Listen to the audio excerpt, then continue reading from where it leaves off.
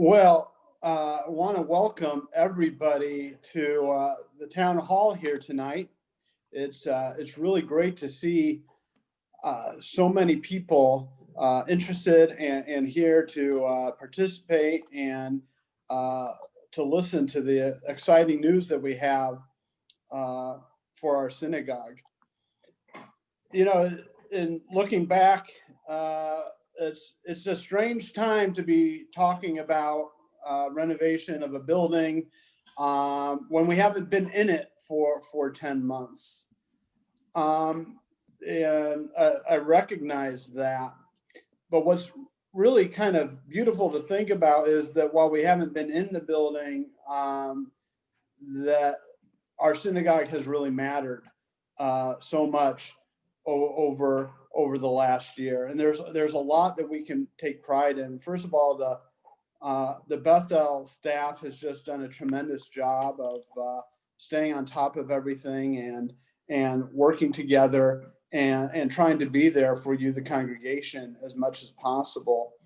And our clergy leadership has just done a tremendous job, and together with the support of the board, a lot of great things have happened. We haven't missed a minyan. We've had B'nai Mitzvot. We've had life-changing events that we have been able to celebrate as a congregation. And I think we can all be really proud of all of the stuff that we have been able to do in such an untraditional ways. But we have been so active in many ways. And in some ways, we brought more people in than were participating before. So hopefully we can start to see the light at the end of the tunnel. And tonight is about starting to look towards that that aspect. But I'd be remiss if I didn't at least mention, kind of how crazy things are right now in our world a little bit. And I think the events over the last week have reminded us how important institutions are. And for our country, the principles of the institutions of democracy and our houses of democracy, and how important they mean to us. And we've been reminded this whole last year through all the success of Bethel and all the things that we've done, that our institution, our religious institution, matters, and our house of worship also matters, and that we need to take great pride in it. And tonight is really an opportunity for us to show how the pride that we have in our beautiful synagogue, and so that we can make it a place that will be as beautiful, if not more beautiful, for the next 30 years and for the next generations to come. And what has led us here tonight is the hard work of a lot of people, a lot of people, and I can't possibly name them all. But in particular, I do want to thank Bob Belgrade, Alan Murrow, Jay Gordman, Rabbi Abraham and Allison, and Marty Schuker for a lot of work that they have put in to get us where we are here tonight. And you're going to hear about where we are and where we want to go. But so many people have worked very hard, and the people I mentioned in particular. And of course, I want to thank Dr. Milton and Maxine Simmons of blessed memory. They gave seed money to start the process of coming together with the plans that we're going to talk about tonight about the future of Bethel. So I hope everyone's excited to hear about what the possibilities are and how you can be a part of making it happen. And with that, I will turn it over to Marty and a rabbi to go from there. And thank you all for coming. So welcome to everybody. Ari, thank you for the introduction this evening. Just a couple of quick points. Marty's going to throw up on the screen here kind of a presentation just so everybody can start to see. So Marty, if you share that screen, you're muted. Should be up. There you are. Okay. Let me find it. I don't see it, so maybe my problem. Can I get a thumbs up if you see the shared screen? You do? Then that's clearly my problem. There it is. It was simply very small. My apologies, Marty. So if you are looking at your computer and you don't see a presentation, if you're on an iPhone or an iPad, I would encourage you to kind of swipe one way or the other. And you should be able to see the building for the future Bethel for the next 30 years. So as you swipe over, that should be what you see. You certainly don't need to see Marty and I, but if you can see that, that would be fantastic as we'll scroll through. So again, that'll make most of our evening much easier to get through. So just to start, kind of what got us here. And as Ari mentioned, we have an incredibly beautiful building. We have a building that was built roughly 30 years ago, but we use that building today in a significantly different way than we did 30 years ago. And so while the building still has incredible meaning to us, we want to make sure that the building remains relevant into people's lives, right? This is all about our congregation and continuing to make both the religious component of everything that we do relevant. And just as the religious services and all of the ritual should remain relevant in our lives and in your lives, so too does the building need to remain relevant and useful. And so the question that really has been posed over the past 18 months to 24 months to all of us who were involved deeply in this process is, how do we recreate the amazing space that we already have to meet the needs of today, as well as for 20 years into the future?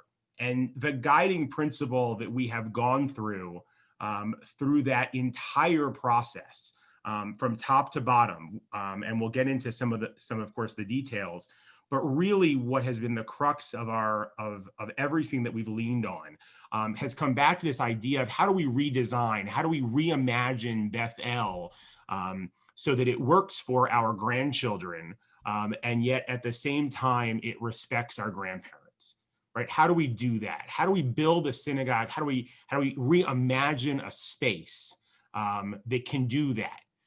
That we can look towards the future of a Judaism that we don't know what it will look like, but yet that we can imagine what it will, and that it works for our grandkids, but respects the traditions of our grandparents and the way that they practice Judaism, and that if they walk through the building for what we're proposing this evening, they would look at it and be proud. And so that is kind of where we're at this evening, and we hope we're excited to have you along for the journey as we go through what this will look like. And my deep thanks to Marty for being my tag team in this, my partner in this endeavor. So as you get to our first kind of slide here is the sanctuary. And the major question we have for the sanctuary is, how do we make the sanctuary a space that we use 52 weeks a year?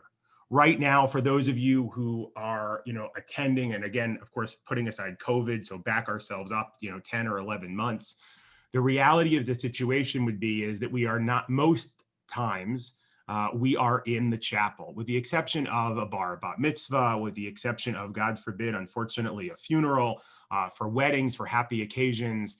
But for most of our experiences, we are in the chapel.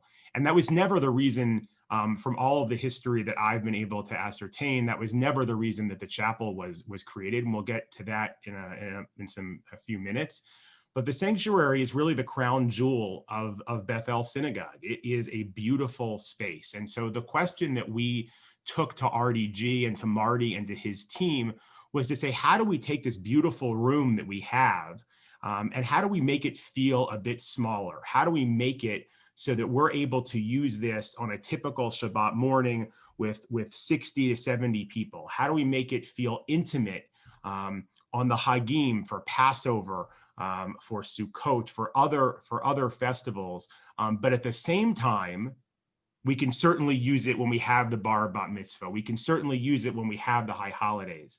It is not uncommon that synagogues that were built 30 years ago were built for the 3 times a year, as opposed to being built for 52 weeks a year.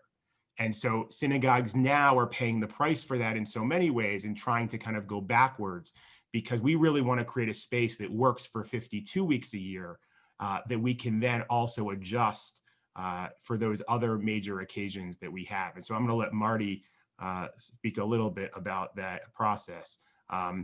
Here you've got the chapel. And as you can see, the chapel gets used for everything. Our chapel is a place that we use for morning minyan, for evening minyan, for Shabbat services. We use for Hebrew school. In so many ways, it is a multi-purpose room. And so the question really for this room becomes, how do we actually reinvent this space to be a space of learning, to be a space that we really, from a level of kind of derech eretz, of respect for the room and kavod for the room, we use it for morning and evening minyan, and that's the space and the reason it's there.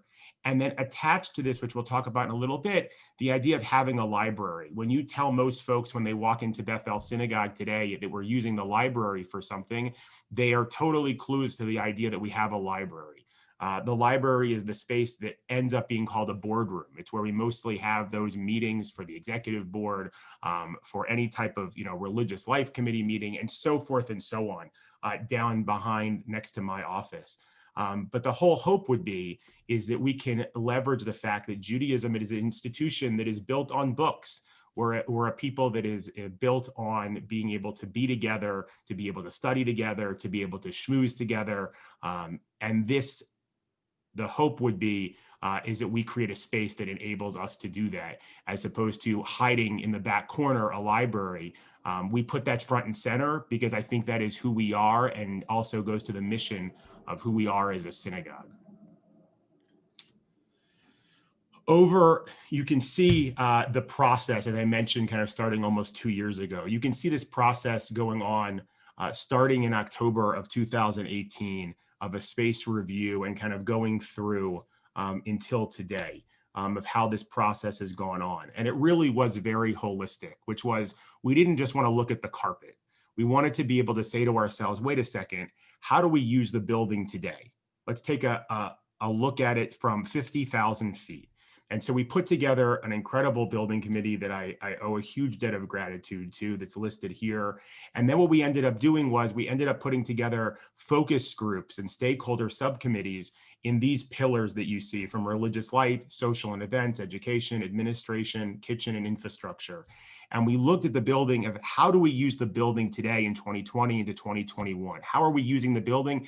And how do we also imagine that we're going to be using the building, so that we can be not only just meeting the needs of today, but we're meeting the needs of what we're going to be expecting in years to come. And so we involved a very decent swaths of the congregation in answering these questions, because we wanted to be able to find out from people, how do you use the building? Just because of how I experience it is not necessarily the only way to experience it. We wanted to hear from our congregants. And so we were really thrilled with the turnout of people that we were able to bring together for these stakeholder subcommittees.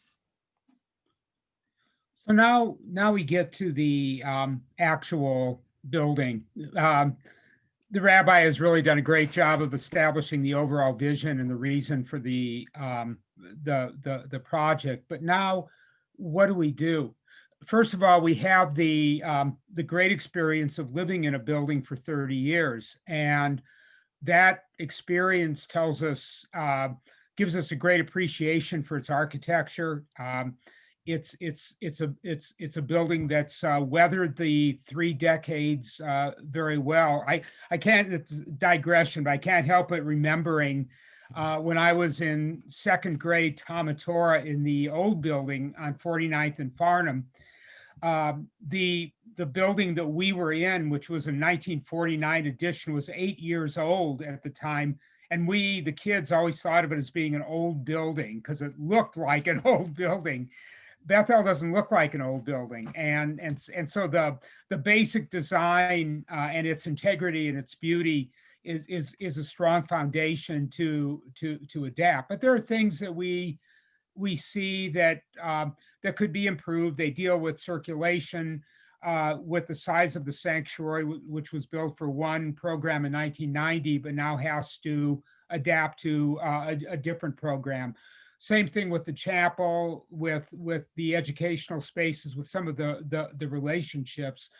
So this is the beginning of the analysis, which in the actual report is many pages long, that examines things about the building that we would like to change or modify to work better for contemporary times. And in this slide, we then look at the overall general program that we'll be getting into in more detail through our presentation this evening. The sanctuary, in terms of producing greater intimacy, even greater accessibility, and it was built for accessibility when it was built in 1990, a space that feels good for a small group. And that's really the biggest challenge. The idea of adapting to the chapel to be not just a chapel that's got other uses forced into it, but actually becomes part of a multi-use space that in many ways becomes the real functioning heart of the synagogue. Of looking at our growing security concerns, which we wish we didn't have to worry about, but we do. Functionality of offices, the way of getting from one part of the building to another, evolving change and so forth that we are experiencing, that are all things that if we make some small adjustments, although small adds up over time to real money, we will wind up, we think, having a building that is very well positioned for the next 30 years. And of course, this building starts with the sanctuary. So as we talked about a little bit before, the sanctuary is the crown jewel of Bethel Synagogue. You know, you walk into Bethel and your immediate inclination is you want to turn right? You want to walk into this beautiful room. And the problem at the moment, the challenge, if you will, is that while we have this beautiful room, we don't get to use it as much as we would like. And so how do we figure out a way to be able to do that? How do we create an experience that can work for the 400, 500 seat event, but can also work for 65 to 75 on a Shabbat morning? So that's where we're at, that the chapel can hold its own, which we'll talk about in a little bit, but the sanctuary really is the center of the Beit Knesset. It is our home in that building. And so we should be able to treat it as such and be able to use it, as opposed to right now when it doesn't get that type of usefulness. And so I'll let Marty kind of go over some of the changes that are being made, but I think it will make a remarkable change both in how we use the sanctuary, and also how the sanctuary feels, because I do believe it is a sacred space, and that will make a grand difference in that experience to how we use it. So when we look at the sanctuary, we've got 4 basic challenges, and it's a challenge that's not unique to us because, as the rabbi said, many synagogues built in America after World War II were built for gigantic events, for the huge number of baby boomers who had big bar mitzvahs, so they got piled on top of each other, for large gatherings, and we live in a different place now. So the smaller event is really much more frequent. And when we look at that change in use, there are in our space really 4 architectural or functional challenges that we have, just to kind of boil it down to 4 things. Number 1, don't monkey with the architecture. The space blows people away when they walk into it, and have seen it from outside. and its integrity is so great, so beautiful, and its majesty is so great that that is non-negotiable. So we don't want to start building walls in it or dividing the space on a permanent basis, but rather to deal with it as a large enclosure.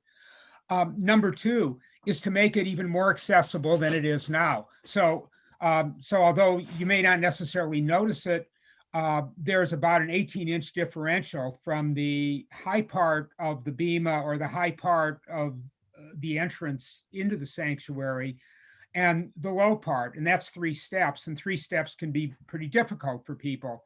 And even though there were a lot of efforts made to make it accessible, the higher bima, the top step, still requires people to go up a step. So we wanted to deal with that issue as well. Third is, what can we do with a seating arrangement that will make the space function in an intimate way for the 52 weeks of Shabbat and other smaller events that we deal with, but still be big enough to have enough capacity and flexibility to deal with somewhat bigger crowds. And fourth, how in the world do we keep people from sitting in the back rows, even despite all the other efforts? So those are kind of our 4 challenges. So what we have come up with, first of all, and I'll try not to go into architect jargon here, but if somebody has a question, or we'll answer them later, or sort of wave around, and I'll If we'll get to questions at the end, Okay, or please good. feel free to put them in the chat and we'll do our best. So number 1 is think about the changes in floor level. So the top bima, the upper step where the ark is, and the entrance to the sanctuary are the same level. Then there are 3 steps down. So if those are level 0, we go down to -18, and then the floor slopes up from that. And it's a relatively gentle slope, but it slopes up for sight lines. We are proposing in this concept, first of all, to change that. And after a conversation and consultation with other people, we designed it one way and have changed it already for greater economy, and we think greater functionality as well. So what we are doing here is, if you go down 1 step from the top bima level, flattening the floor out at that level, which is, and then, so this would now all be flat until we get back up to where we begin to meet the slope of the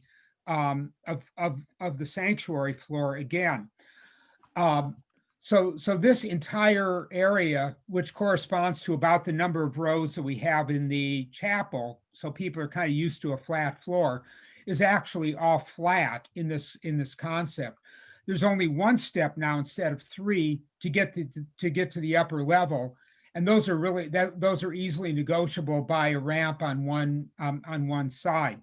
So somebody who is coming up for various reasons to that level has a barrier-free way to get up there, rather than having 1 step or 2 steps up. In addition to that, the entire action where most of the services take place is all flat, has no steps at all. The seating is started out being sort of a semicircle in an earlier version that we had, but now it's a little bit more like half a small stadium. So these are rounded pews on 2 sides, and then these are just straight short pews on either side to their east. The laning table and kind of the center of action happens right here. And the great thing about this is that our laning table's on wheels, so it can move back and forth depending upon the crowd. So if everybody is kind of sitting in a cluster up in this area, which is a capacity of about 90, it can get very close to everybody up in that area. And then if we have a good crowd up in the range of 160 or 170, which brings these seats into play, then the BEMA and the Action simply move back, and we take advantage of that great invention of the wheel that we had. Now, back behind in this area, these pews are all the existing pews. So we aren't really touching that area back there, other than to put new carpeting in and so forth in. But those pews will all be reused in this concept. So when you look at the seating arrangement, it's going to look something like that. So here's the laning table. You can see just the single step up to the high beam. So it all comes kind of down to the congregational level. The seats are arranged in a way that becomes very intimate. People in the front row don't just look at the rabbi and chazan and make faces at him, but they can look at other people too. And so that winds up feeling a lot more comfortable. And then when we get back into this other area where we have the existing pews, that's where the slope begins once again, and then goes up to the level of the entrance. So now the problem is, how do you keep people from sitting back in these pews, which they'll have a propensity to do? So we thought about an idea like that, where that worked for Major League Baseball, so it could work for us. And we just buy fake people and put them in the stands. But we thought there was a better way to do that, and that was to use a system of partitions, or really panels. These panels would then be set up most of the time, but be easy to move because they're on wheels that are retractable. So when they're in place, the wheels retract, and these are not movable, or at least not easily movable. But then when they have to move out, they're easy to take out because they're built in sections. They're transparent or translucent. That's important from a security point of view, because we want to be able to see anything that's going on behind and see who's coming in. So that translucency is important. But also, we didn't want them to look like emergency room partitions, that they should have a level of art to them. So by recalling the arches and the tapestries and using that mix of colors, we really can come out with something that's really that's really quite beautiful. So now when it's set up for most of the year, it looks something like this. So you see, look, you want to see those guys, but that image of for a full house, and then that image for for the more intimate space we want to produce throughout. So when you come in on the center row from the back, and again, these are the existing pews in the foreground, then we don't know who these two people are, but they're there to take it all in. You'll notice also we've patinaed the arc doors. There's been some criticism over those doors in terms of their color and their darkness, and they really were meant to be this color. So we're going to work with that a little bit too, and that will make them more the color of the menorahs. But now when we set this up for the smaller group, that's what it looks like when you walk into the space, and winds up looking very nice and feeling, we think, like a finished composition. And if you're at the front looking out, then that's what that space will wind up looking like. So the other interest. I apologize, Marty, but it creates, just from that perspective, just so everybody can understand, When I got to Bethel, 9.5, give or take, years ago, the bima, there was the Torah reading table already on kind of one step up, in addition to the lecterns that were for the rabbi and the hazan.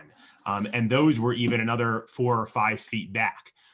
So being in a wonderful football state, you were probably, at least a 30-yard pass from the first Jew.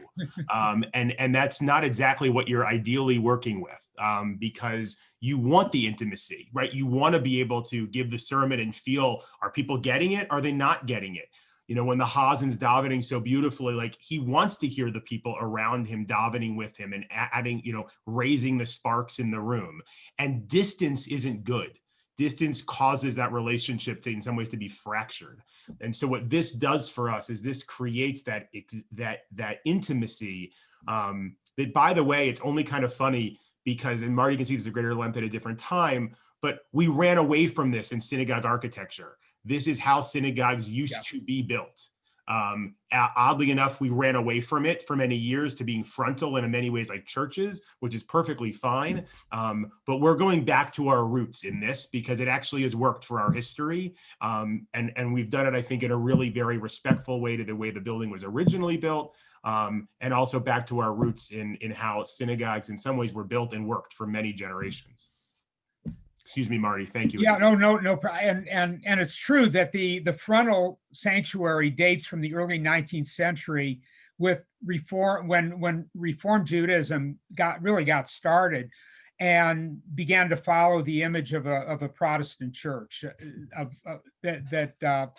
I want to go back for just a second to the plan, because there are a couple of other things that are significant. One is that we are proposing converting this pod, the pod that you see first, to a nursery, to childcare. So that frees up the space that it's in now, and it becomes much more convenient. The curtain or the tapestry remains in front of it, but this will be a soundproof wall. So the small kids are in there, and although it doesn't show on this drawing, in this, there'd be an access both from the inside and from the outside into that childcare area, and a small bathroom built in that space as well, so that the children, the small children are in that space. On Shabbat, they're separated from, but not by far, from the main action of the service, and they become very easy for kids' parents to look in on them and to become part of the service at the end without going halfway through the building to try to find them and drag them back in. Another thing is that 3 of the pods remain in their current multiple use. The choir loft, which probably most of you don't even know is there, but it actually has a bump out in that low wall that was built for me in 1990 to keep me from falling off when I was peripatetically jumping around conducting the choir. But this will be used for storage, and these spaces will all be kind of back of the house uses. In one of the pods, we want to do a display of art and design in the synagogue, and really theme that around Ludwig Volpert. Volpert was the very famous artist trained in the Bauhaus, who was hired by Bethel in 1960 to do the Ner Tamid and the arc doors and all those other features that are now just kind of hanging around the walls or uncomfortably being used as the Ner Tamid in the chapel. So those features would, in one way or another, be located in one of these pods to respect the quality of design and the tradition of design at Bethel. There was a concept earlier where we were going to move the memorial plaques into one of those pods, and decided not to do that because there was really no great reason to do it. But the memorial hall, the space that leads into the sanctuary, is a little bit on the looming side, and and feels sort of dark and sort of brooding in a way. Um, some might think that's appropriate, but but you get the idea. The ceiling is very low. One of the reasons the ceiling is low is because there's a big concrete pad on top of it that's amounting for air handling units. But we think that we can do something to brighten the space up a little bit, still be respectful of what it is, and that looks something like that. So so by moving the wall up, the ceiling up a little bit so that it's a coffered ceiling, doing indirect lighting, maybe if we can, replacing the pretty industrial type air diffusers with a linear diffuser, we can really make this space, uh, I think, both a little bit more respectful and a little bit less dark and gloomy, and do that in a very affordable and effective way. Needless to say, things like the carpeting are all going to be replaced. That's kind of a given throughout the building. And so that's basically the sanctuary, which are moderate changes, but we think meaningful changes in terms of the way the building feels and gets used without having a negative impact at all on the architectural integrity of it. The Beit Midrash is probably the most transformational space. So as we get into this idea, I will tell you that while I love the sanctuary redesign and cannot thank Marty for enough for really kind of taking what we wanted to do in regards to how do you make this room smaller and more intimate, into actually making it into a design, and so that I think will be so much more beneficial and meaningful. And again, I use the word intimate because I think that is really what you're looking for today in a prayer experience and in a community experience. So now when we look at the what we refer to as the chapel or the Beit Midrash, is this room. And as you can see in this picture and the other picture that Marty had, it is a multi-purpose room in so many ways. And God blesses it that it uses and it works for that. But it really should hold the value of being a chapel. And so how do we make this room into something that is used for that purpose, that it's used for daily minyan, that's used for other teaching experiences, and really create the sanctity of that sacred space for what we need to be able to do. So I'm gonna throw it back to Marty to be able to kind of walk us through. And this is by far one of my favorite pictures. So I'll let you go for it. Okay.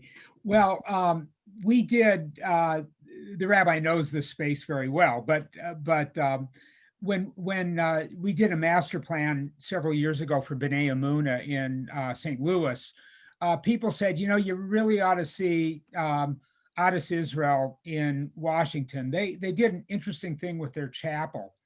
And so on a rainy day in March, when I was in Washington, D.C. for the National Bike Summit and visiting my famous cousin and so forth, I'll name drop that in there.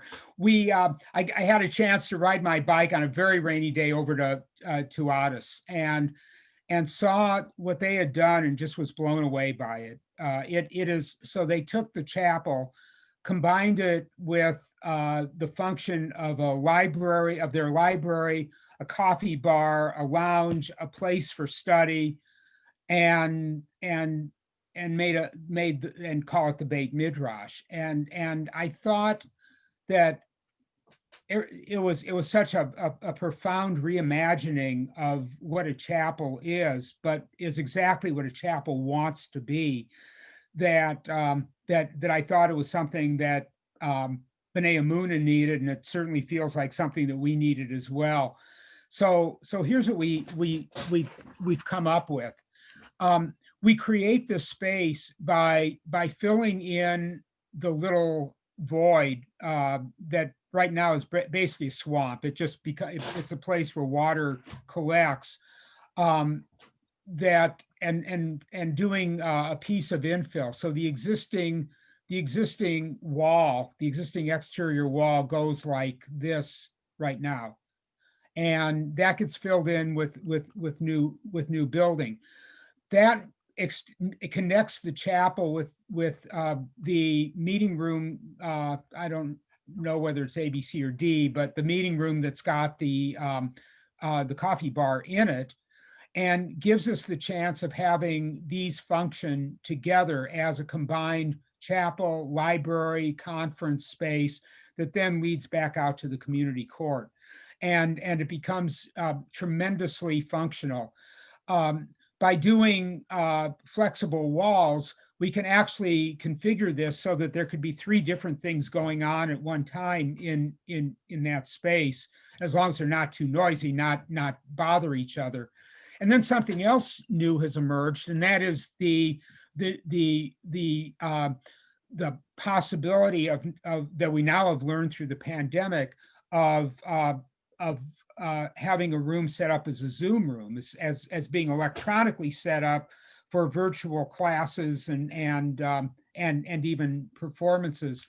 So the idea here is that the old nursery, or that old space, which is now connected with this entire complex, becomes a Zoom or a technology space that provides good a terrific wired meeting room for events and for broadcasts, even off of the Beit Midrash.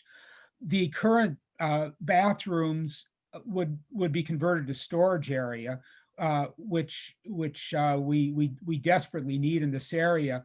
And the amount of circulation also really gets reduced pretty dramatically. So this entire unit really, in many ways, becomes the nerve center and the heart of the synagogue on a day-to-day basis. A couple of other things happen in this area as well. One is that we need to expand the restrooms to meet current ADA standards. They're not quite there because the overall required size of things like stalls that accommodate disabled people have changed. So that gets expanded. We would love to do a contemporary photo mural in color to complement the historical mural that on the opposite wall. The community court would also in this scheme be refurbished. We're not exactly sure how. That gets into the next stage in terms of people have thought the floor was cold or slippery, or it's a beautiful floor, but maybe a different level of function is needed. We're not really sure. We've got an allowance for that in the budget, but we're not sure how that all will happen. And the entrance into the space will change. We'll get to that in a couple of minutes. But here's the idea of what the revised Beit Midrash might look like. We have, by popular demand, changed the colors in the faceted ceiling. And these colors are designed to they may change a little bit, but they're designed to reflect the colors of the Mishkan in the book of Exodus. The colors are crimson, blue, purple, and gold, and so those colors would be used in the different facets. And in a way, that's a more thematically consistent idea, because the chapel really is recalling that the form of the tent of meeting. We would in our idea, and as is true of a typical study hall or chapel, is use tables with chairs. We currently don't have a place to put talaisim that's comfortable, or books or whatever. So we would use a narrow table along with the chairs. The ark, of course, stays. There would be a new Ner Tamid, not necessarily this one, because that's just a snip of the one in the sanctuary used as a placeholder. Here we're looking into the library space.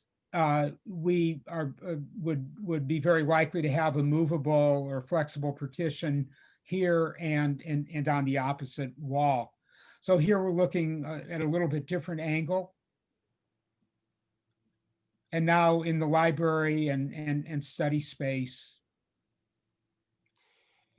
It's worth pointing out that at the moment, again, as you kind of mentioned earlier, we don't really use our library. And, the truth of the matter becomes in the Omaha Jewish community, the main library had been at the Federation, and they're doing their own kind of decisions as far as space and prioritization, and they have every right.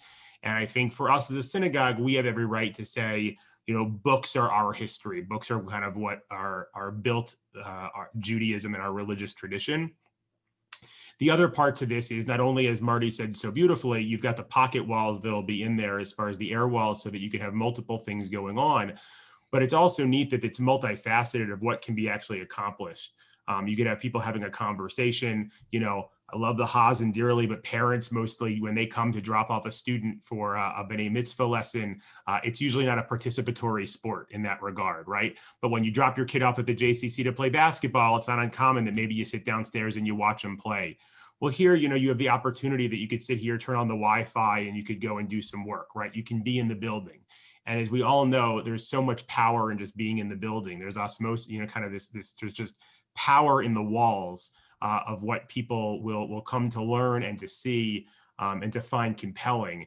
And so our hope is to create opportunities and spaces where people would be drawn to come into, and then those things will draw them in even more. And so I think that we've created in this space a way to draw people in even more, which is a pretty amazing thing to be able to do. So now we get into how do you get the experience of being in the building, and I began to talk about that a little bit earlier. But Rabbi, if you So as you walk in the building, one of the major things to talk about, and our deep appreciation to Steve Friedman and family for helping us with the security of the building, probably it's an unfortunate reality of the world, but also an incredibly important reality of the world. So we're so thankful for that, for their family's generous donation. It has helped us out immensely. When we look at the public areas being welcoming, secure, and user-friendly, right now you have to remember, most times 9 to 5, when people walk in the building, they're walking in to have a meeting with the Hazen. They're walking in to have a meeting with Allison. They're walking in to meet with Becky or myself. They're not walking in to use the sanctuary or the chapel. We would always be welcome to be able to do so, but during the business day, that's not typically the case Monday through Friday, 9 to 5. And so the ability is we lose people, right? They walk into that front entrance from a security perspective, and we don't want them to just walk into this open area of the community court and get lost. We want them to have the accessibility that they walk right into the office space. So creating a door and an access, which Marty will show you momentarily, of how do we do that? And so how do we create this feeling where you don't feel like you're lost in so many ways from where you're going? And so that is really the main kind of hope and goals for the public areas, is that A, they are welcoming, the B is security, and that you're walking in and you're coming into the areas you're supposed to be going into. So if it's 7 o'clock in the morning, of course, clearly you're walking in and going straight into the Beit Midrash, straight into the chapel. Shabbat morning, of course, the same. But nevertheless, on a Monday at 2 o'clock, you are automatically being directed where you need to be able to go. And so there isn't just free range of the building space. So the answer to that really is fairly easy, and that is that we bring people into the vestibule and then into this wall, which would have a new entrance, because right now that's not how you get into the building. If somebody is buzzed in, they're in the community court and don't necessarily know where to go, and if God forbid it was somebody who we didn't want in the building, they would have free run of the building. In this way, these doors would be locked for the most part, would be secured for the most part during the basic day.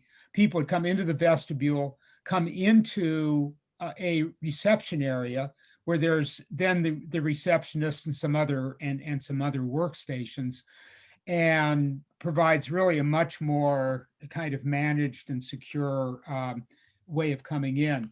You can still get out from the office area by the existing exit out. That connection remains, but the general kind of weekday visitor comes into a secured space that's populated, rather than winding up in the community court.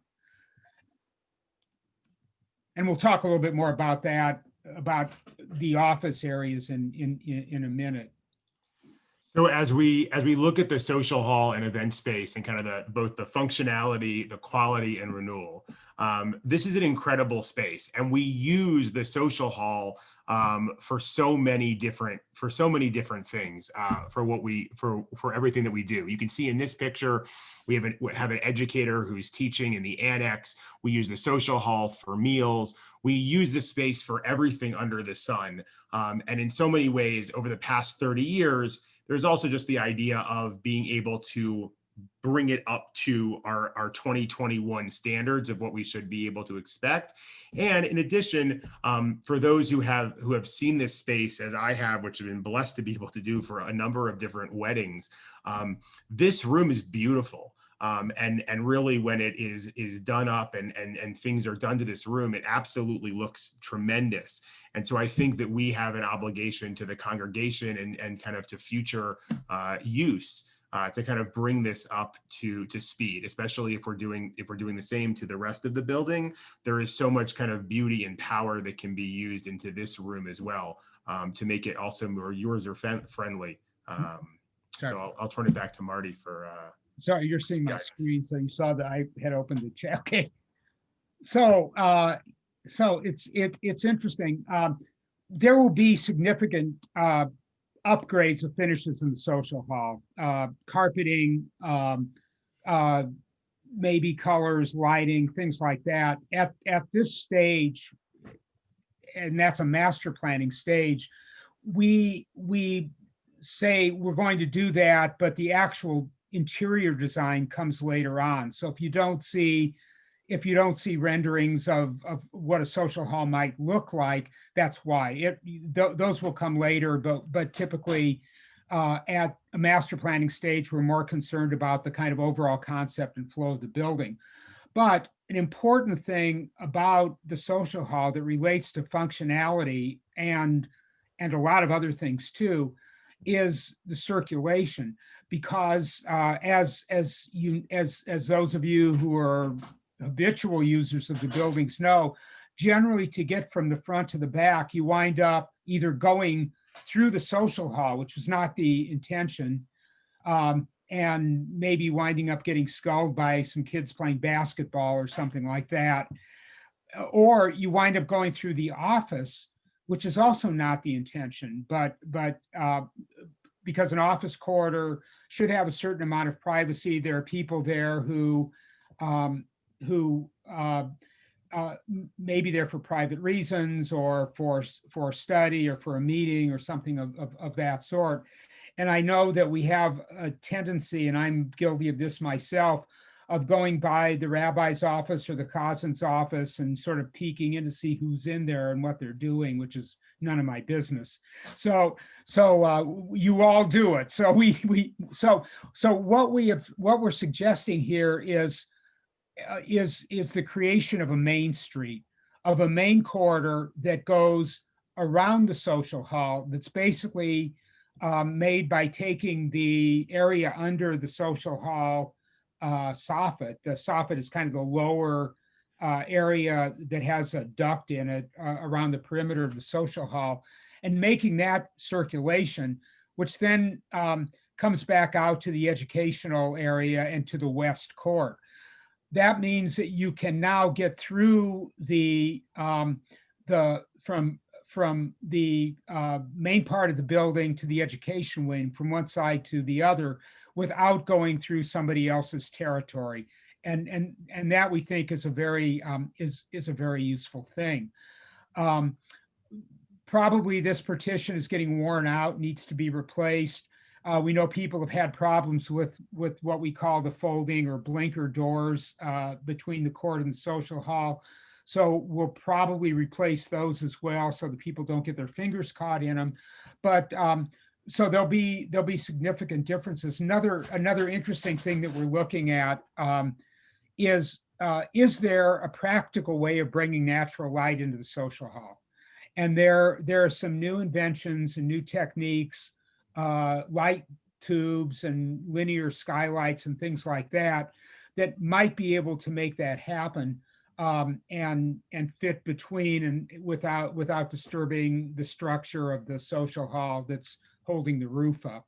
So so significant changes in that space, some equipment updates in the kitchen as well, but generally the walls are pretty much where they belong, with the exception of this kind of main circulation way, which is shown to you in this diagram that shows the kind of primary circulation patterns from back to front of the building and from chapel to main entrance. So so that gives you a sense of increasing the clarity and the way that people will function in the building.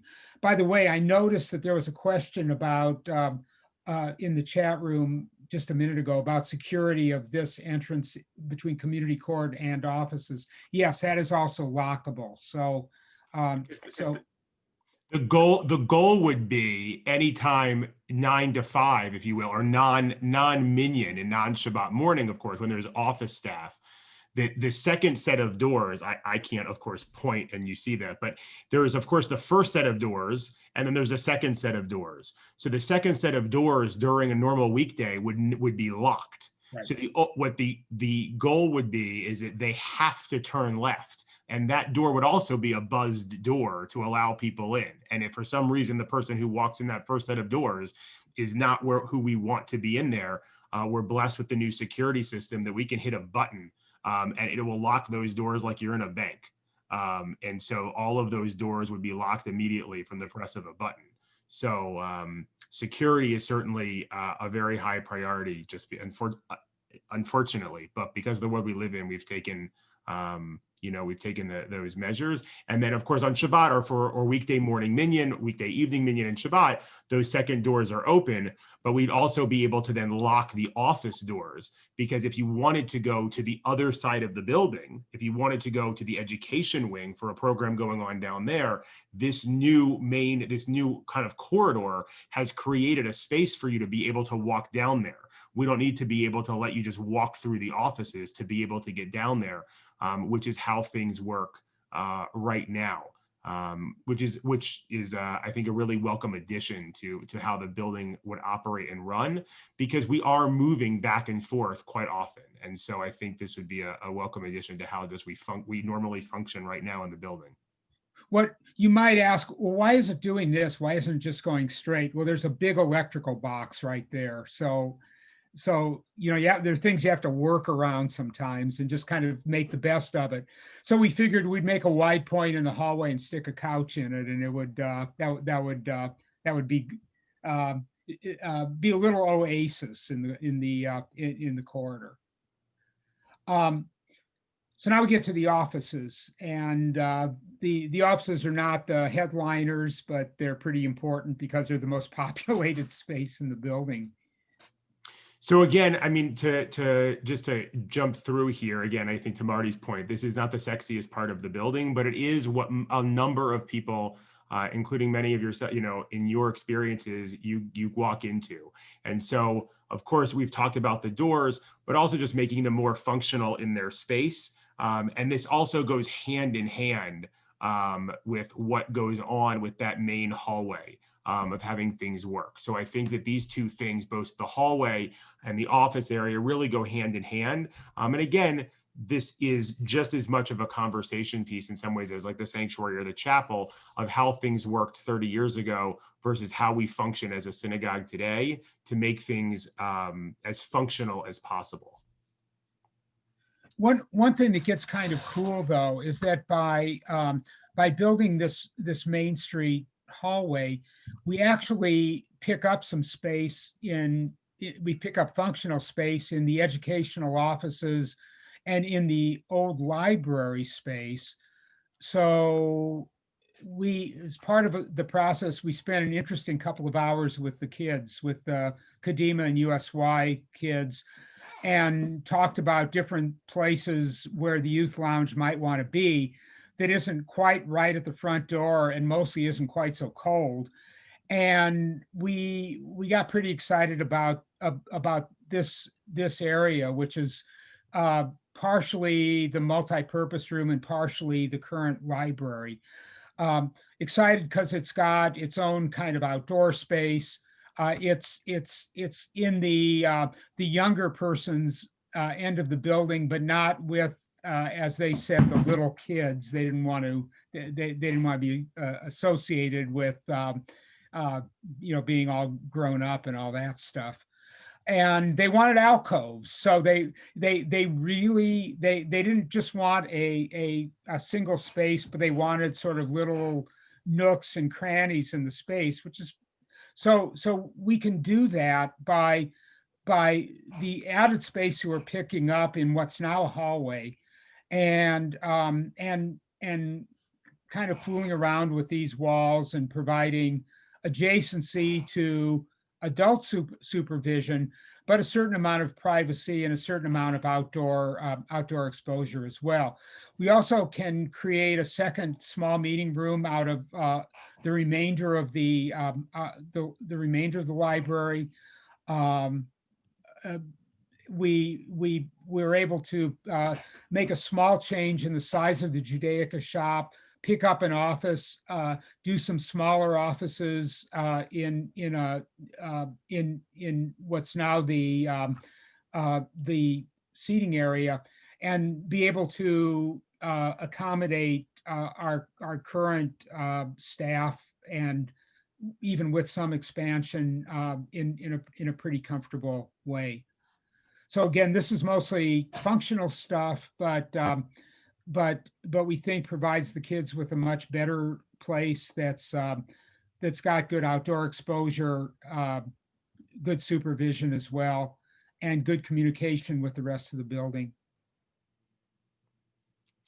So for education and for youth, at the end of the day, our youth are our most important constituency in so many ways, right? We want to make sure, as we said at the onset, we're trying to redesign a synagogue that respects all of our congregants today, hands down, and respects our parents and grandparents that may not be with us anymore, that they would be able to look at this building and say that they respect what we're trying to do, and yet at the same time works for our children and our grandchildren. And so the building and our numbers have certainly changed both in different directions over the past kind of 20 and 30 years. And so for the school wing, it's really about kind of adaptability, flexibility, and interaction, both for the students to be able to have more interaction with themselves and their teachers in the best way possible, whether that is using tables and chairs or desks and chairs or different environments. It's also the ability to have different classroom sizes, that not everything needs to be as kind of, dare I say, kind of, but hospital-like, in this fact of how many, everything is the same size and shape, that we can move a room. If we want to have 20 kids in a room, we can make a room that size. If we want to have 40 kids in a room, we can make it that size, and we can have that ability and flexibility to change things up. Education and youth are changing on a daily basis in regards to what our best practice is. And we want to be able to meet those needs over the next 10, 15, 20 years for what works best for our students and for their learning abilities. So when we look at the education youth areas, we're trying to basically move partitions around to provide a variety of room sizes, add some flexibility. So there's some that are a little bit bigger, some that are smaller. There's a lot of flexibility here. It may change a little bit from room to room, but one thing that will be constant will be refurbishing the rooms. Again, they're 30 years old or 20, those are 25 years old, and kind of look at adding different colors, upgrading the light, improving and upgrading technology, not necessarily making a lot of major structural change, but but a rejuvenation of the classroom wing and creating more kind of function and more sort of interesting spaces and making it all seem a little bit less institutional than it is right now. Finally, there's some a set of modifications or ideas for the site as well for our outdoor space. And although there's nothing here that we can't live without, so as a result, it gets a little bit lower on the list. I love to redesign parking lots, so we did that here to get rid of some of the circulation conflicts, to reconfigure some things so that we add more parking stalls actually, to think about a second exit out, and probably most importantly to keep the parking and the cars a little bit farther away from the building, convert the first row of parking to green space and a sidewalk so that kids can come from can get to the playground and the basketball court without going through the parking lot, which is really quite important thing to do. We're also suggesting an idea of beginning to animate the north side of the building with more gardens and other kinds of features, and a sidewalk that leads to the playground and back around to the entrance to the educational wing, so that we begin to open up that kind of neglected resource that we have on the north side that we've really never used for very much. Again, these are kind of frills. They're not things that are quite as fundamental to the building as other elements, but things to keep in mind and maybe to set in order of priorities.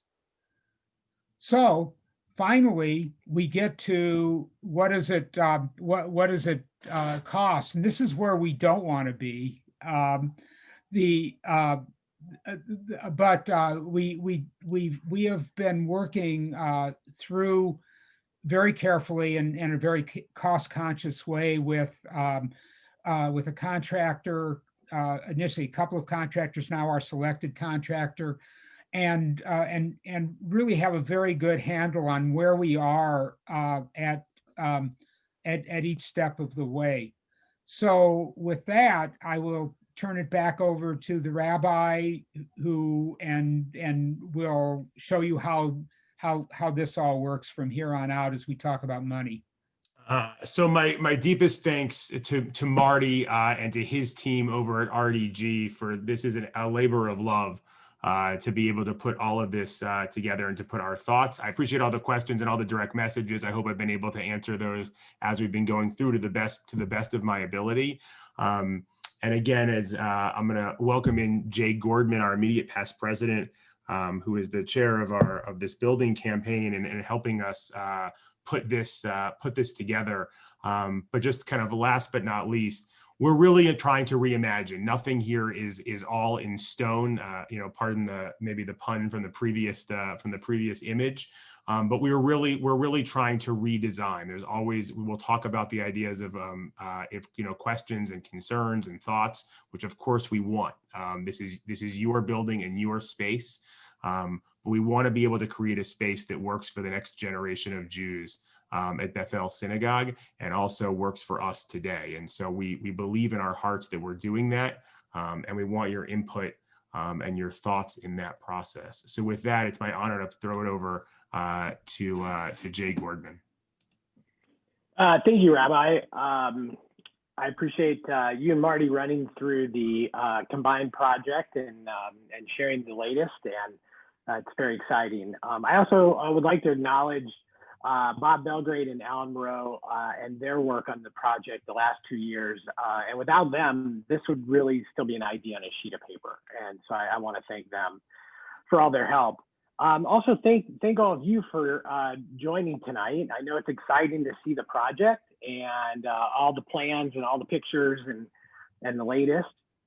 But knowing that we're also going to, talk about fundraising tonight and have all of you involved in the conversation is even more appreciated. And we really thank you for your support, for the project. Our common theme is that we're all interested in preserving Bethel and our community for years to come, so that our grandchildren and children have a home and continued. And so when I started my term as president, we had this goal of re-envisioning our prayer experience while maintaining our traditions. We also knew it was really important to take a look at our building that's 30 years old and really work through some of the challenges of how we use the building. And so we've taken Marty and Rabbi's vision and worked with RDG architects and several subcommittees. There are probably 50 people involved in evaluating the building. It really helped us develop a cost and a scope. And as we evaluate and continue to get feedback, we will continue to iterate the project. I'll tell you that we had a building meeting on last Thursday or Friday, a Thursday morning. And quite frankly, some of the things that you saw tonight were the first time I saw them. And so we continue to do that. So Marty, a fantastic job on the updates, by the way. The way you're adapting people's feedback is incredible. And I think it's also important, before we talk about the financial numbers, as you look at the screen here, it's really important that we talk that our priorities here, even though it's not maybe exactly in order, but we really need to make sure that we make sure how we function as a building in the building is handled, is evaluated and put into the plan. Security is paramount. We've upgraded security a huge amount earlier in the year, late last year. And we got some more to do. The sanctuary, obviously, you saw, and the Bateman Rosh are so important. And then as we come down to the other items, you could see the priority list. The one at the bottom, maintenance endowment, is also important. We need to make sure that we continue to maintain our building. There are things in that building like carpet that are 30 years old. We have air conditioning units that are 25 and 30 years old that need to be replaced. And so we need to continue to be able to do that and make sure we have the funds to do that. And so it's very important. So from a financial perspective, if we were to implement the entire renovation based on the original vision, it is changing quickly, but the original vision, the cost would be approximately $5.8 million. And it was determined by the board that the project had to stand on its own in terms of not taking funds from the endowment. We're fortunate to have a really great endowment and people continue to support it, which is absolutely imperative to us. But that endowment needs to be there to support the operations of the synagogue and not be taken away to update the building. So when we created the first draft of the plan and we shared it with a small group of people for feedback, and we wanted to ask them what kind of level of support that we thought we could expect from this project. And the initial response was fantastic. And so I'm excited to announce that as of earlier last week, we have over $3 million in commitments, with roughly half of that amount already in the bank from donors. So we are excited that we've made it that far to the $3 million. We're about halfway there. And so our plan is to approach this very fiscally conservative. And so to accomplish this, we're going to roll this out in phases from east to west, sanctuary first, and the Bateman Rosh and those entrance areas that you saw, and continue to move west as we can afford it. And we will, the first phase, as I mentioned, sanctuary, chapel, library, the new library, the entrance area, and some of these infrastructure things we talked about that we just can't wait on will occur. And then, and that will take about $3 million. And then as we continue to move forward, we will, depending on the fundraising and all of your support, we will continue to roll into the social hall, the new corridor for movement of people and security, offices, the education wings, and some of the outside improvements will continue to roll into those based on priority. So, I'd really like to thank the committee and the RDG team for helping us really figure out how to stretch our dollars as far as we can go. And we are continuing to challenge that in the design phase. And they have been very helpful in terms of this phasing. So we'll just continue to encourage, review our financial position and determine how we can move forward as we go. Rabbi, can you bring up the pledge card? Yes. Yeah, I'm going to stop sharing my screen. So on the website, there is a card. We actually have physical gift cards also, that if you'd like one of those, we can definitely do that. But it is currently on the website. And you can see that we have a variety of ranges that we have listed, that we have been accepting donations. We obviously will accept all donations. We appreciate everyone's support and whatever you can and your family can provide and give, that would be absolutely incredible. And so we encourage you to look at this page and go to this page for your donation. We will be sending out an email in the next day or two that includes a link to this page, a link to the video. A few people have asked the questions about, hey, wow, there's a lot to absorb. Can I see the video? Absolutely, we'll send that out. And along with a form that if you have feedback, you're always welcome to send it to Rabbi, myself, the members of the committee, Alan, Bob, Ari. But if you're also comfortable just sending your notes in a form, we will happy to gather that and reach out to you and talk through your feedback. So that is everything that I wanted to talk to you tonight. I just, again, thank you for attending. We really appreciate your support. And without your support, we would not be able to take our building from 30 years ago and really bring it into the now and the future. So again, thank you for your help. Thank you for attending and your support tonight. Rabbi, back to you. So Jay, thank you so much. Marty, thank you so much. I think just based on the number, first of all, the chat, thank you for all of the direct message questions. I hope I've been able to answer some of them. Please do not hesitate to drop me an email or to drop to any of the member of the committees. Just to point out before, again, we put together the gift range. We are in your debt for any gift that can be made. There's no question. We would rather, as the Mishkan was built, the Mishkan was built by everybody giving a set amount in the Torah that we learn. And so we'll take what we can get, and what anybody has the ability to give is what we would be incredibly thankful for people to be able to do. But we feel that, the synagogue holds a very special place in the Omaha Jewish community. Each of the institutions in Omaha, from Beth Israel, from Temple Israel, to the JCC and the Federation, to ourselves, we all speak to slightly different missions. And so while we recognize that kind of everybody is in some ways doing different projects at this moment, we feel very passionate about the fact that this is the right time to be able to do this for our future, and to make this a reality for the next generation of Jews who will inhabit our synagogue for years to come, as well as be respectful of what we have at Bethel right now. And so we look forward to your buy-in, whether that it be simply in usage, or if you have the ability and the capacity to also help us out with dollars and cents. We will, of course, be so thankful and grateful for your generosity on whatever level that is. So again, we'll have the recording, and we'll have all of the things, as Jay mentioned, that will go out via email. My thanks once again to Marty and to his team and to the entire building committee. And thank you all for being with us. Marty, I'll let you have the last word. Go for it. Yeah, well, the last word is one thing that I don't know how to do in Zoom is copy the chat room.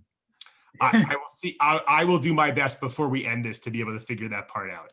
Okay, because there are a lot of questions here. We want to answer them individually. Absolutely, So, absolutely. I'm going to do my best to select all and see what we can figure out. So Rabbi, again, I got you covered. I'll download it. great. Thank you Okay, all so much for being okay. here. Ben, I see your question. I'm all for it. We'll see what we can do, my friend. I'll put it on the top of the list. I love you all. Have a great night. Continue to stay safe and healthy. And we look forward to seeing you all in person sometime, God willing, in the near future. Take care of yourselves. Thanks for being here tonight. Bye-bye. Thank you.